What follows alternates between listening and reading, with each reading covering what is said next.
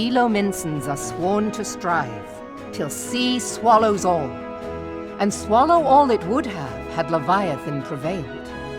That we still strive now, we owe in no small part to you. Not for the first time, you have delivered Limsa Lominsa from the wrath of a primal. Never has our nation known a stouter ally. On behalf of my people, I give you my humblest thanks.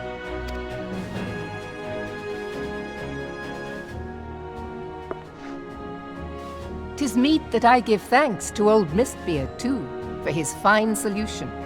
Whatever else he may have been, 'tis clear he was a resourceful soul. Would that I had a man like him in my service.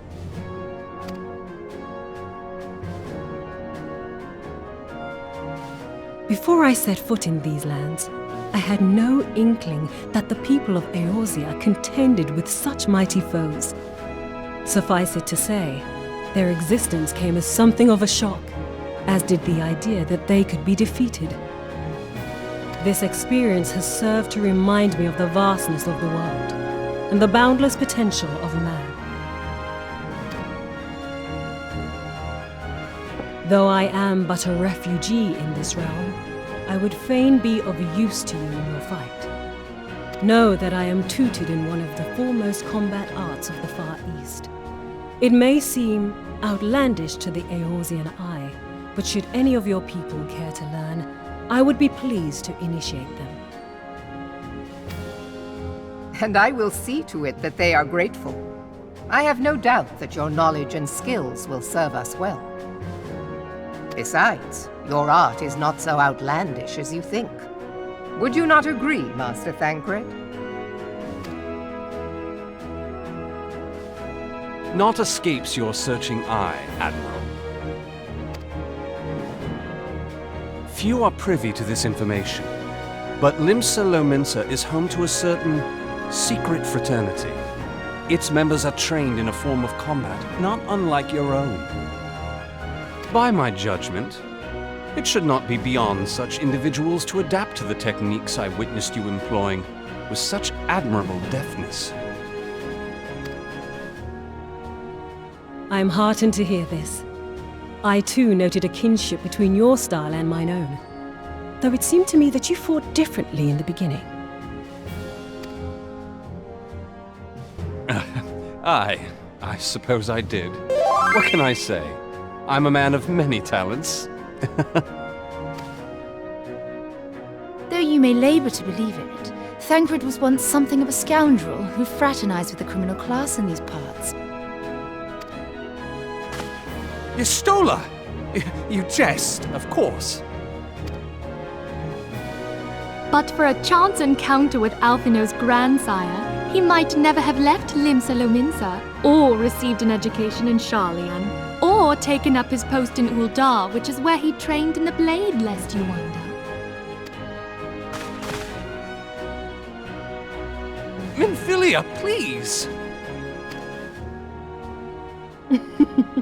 It would seem there is more to you than meets the eye, Master Thancred.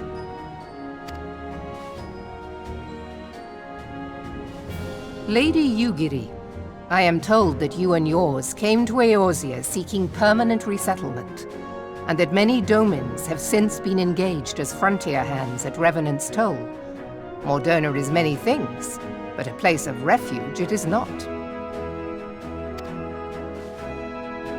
Know that I would like nothing better than to furnish your people with a new home here on Lominsan soil. Alas, racked by instability as we are, our nation is in no fit state to take you in. Yet I'll not have it said that we turned a blind eye to your suffering. Until such time as we can do more, I pledge to send provisions.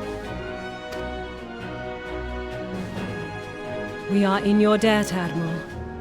I realize that it scarce qualifies as repayment, but if it please you, I shall set about sharing my martial knowledge with your people at once.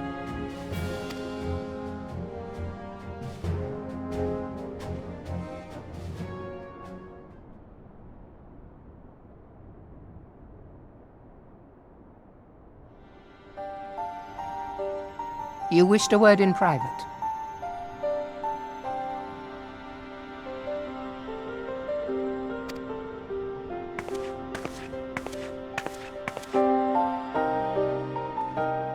The better not to spoil the festive mood.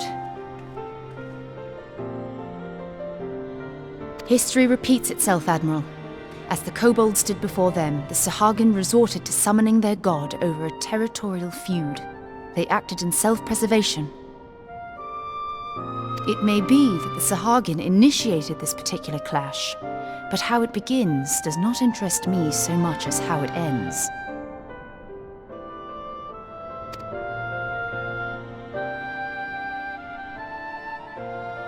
I have not forgotten our conversation, Y'shtola. I am aware that man bears part of the blame for the Primal's existence. Nor am I ignorant of the Sahagin's reason for acting.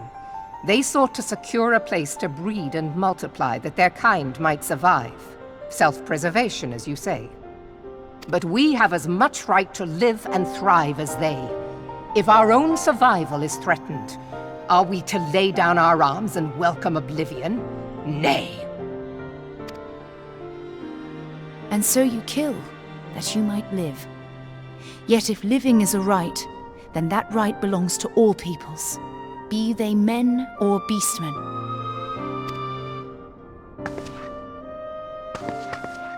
I'll not deny your reasoning, but when a storm gathers, it falls to me to see my people safely through it. That is my duty, and I shall do it.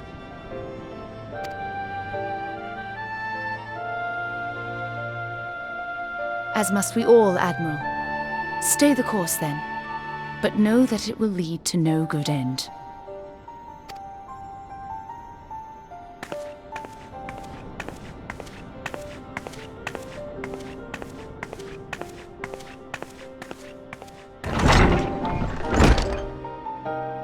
Man has ever put himself first and foremost. To justify his actions, he clads himself in the armor of righteousness, though it be a fancy of his own making. In this, mayhap the Garleans and we Domans are not so different.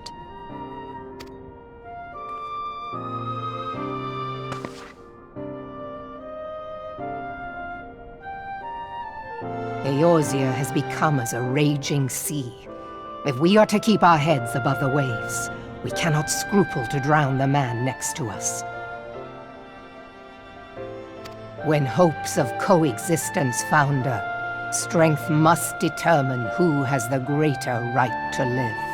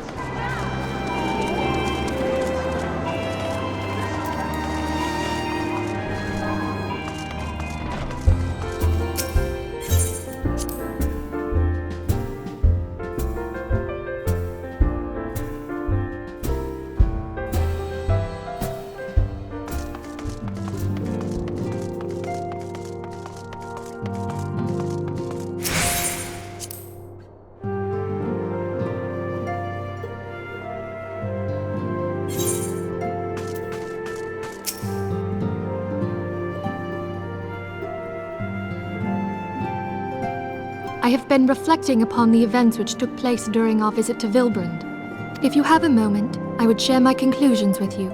Please, bear with me. When the Sahagin Elder summoned Leviathan, he employed the power we have come to know as the Echo. Though I cannot well explain the how of it, it would seem he became immortal in so doing.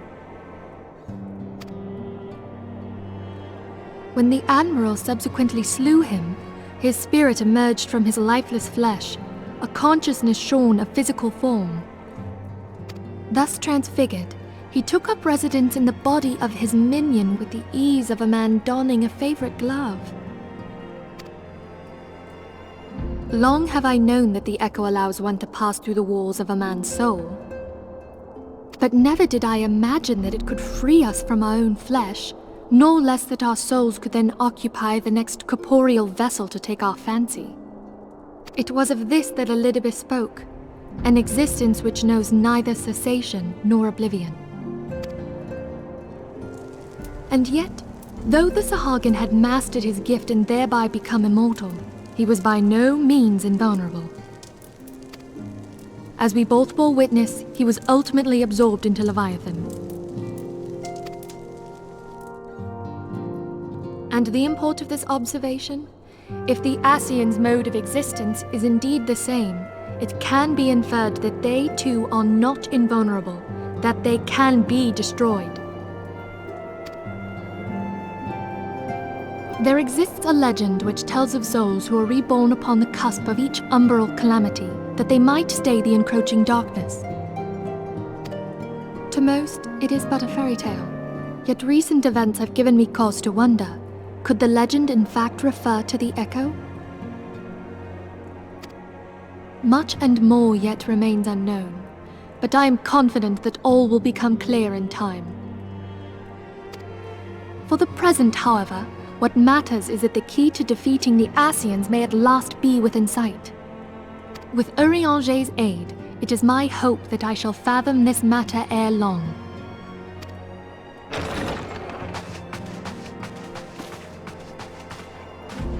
Oh, I was just about to send for you, my friend. Is Artemis? Grave tidings from the Sharlayan motherland, my lady. It doth concern our distant allies, the students of Baldessian. What of them? My lady, the Isle of Val, which for many years hath been the Order's home, is no more. No more? Whatever do you mean? I relate only that which hath been conveyed unto me by our agents. An etheric wave of the highest magnitude was recorded in the region. Soon thereafter, 'twas observed that the isle had ceased to be. 'Tis postulated that a magic was evoked, like in power to Ultima. 12 preserve.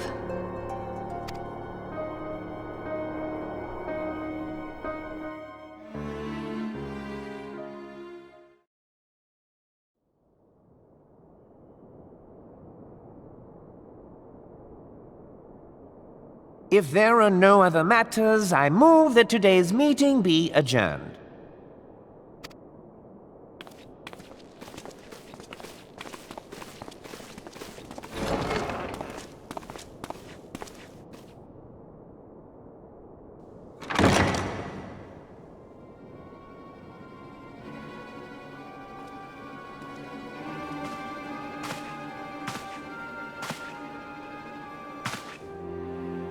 It is done, my lord.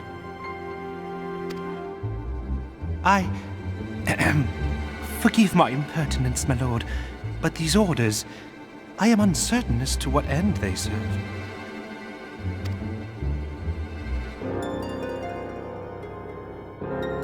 Revolution.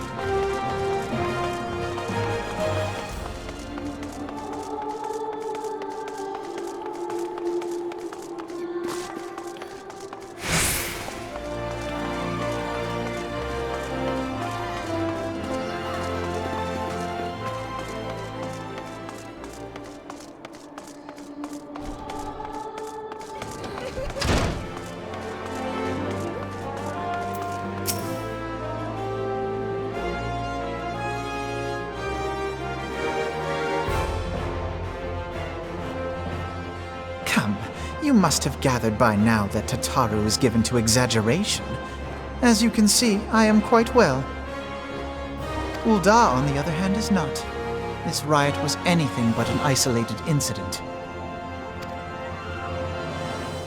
There is a restlessness in the air. Tensions long simmering are at last threatening to boil over.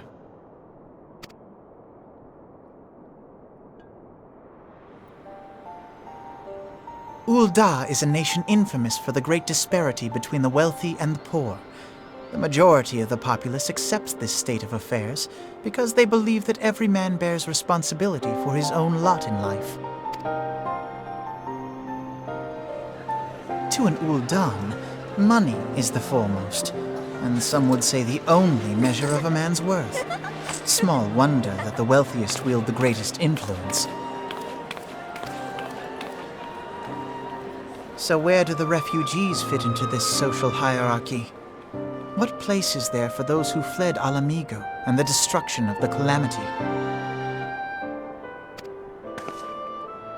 Plainly, there is none. They have no wealth, no power, and no worth. To the Ul'dan way of thinking, they may as well not exist.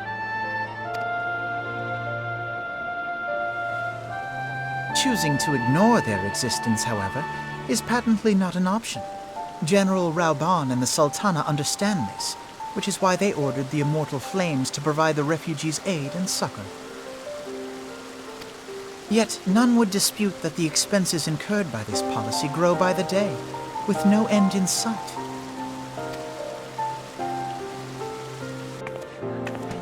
This has prompted more and more Ul'dans to question their obligation to aid these worthless wanderers. While more and more refugees have come to resent their treatment at the hands of the sneering citizenry.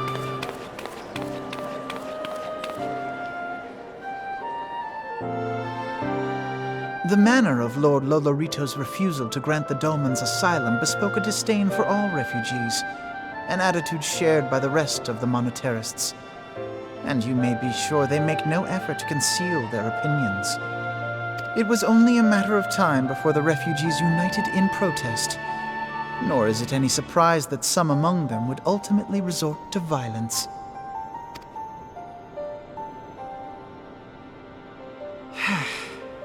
That the Immortal Flames should choose this of all occasions to engage in joint training exercises with the other Grand Companies. By the time they return, the situation may well have deteriorated beyond mending.